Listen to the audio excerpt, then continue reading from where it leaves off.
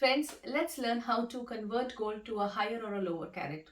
I'm going to show you a very simple formula. Even if you think you don't need this video right now, please watch it. It will just take a few minutes of your time, but it will really save you a lot of money and it will also protect you. Supposing you have 25 grams of 22 carat and you want to convert it into 18 carat. The formula is simple. You will divide what you have with what you want. 25 multiplied by 22, the off will become a multiplication sign. Divide by 18. 30.55 grams is the answer.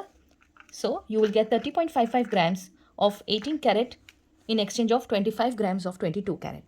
You can use the same formula for upscaling or downscaling any carat of gold.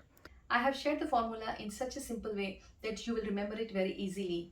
Please share this video with others so that they can benefit from it too and stay connected.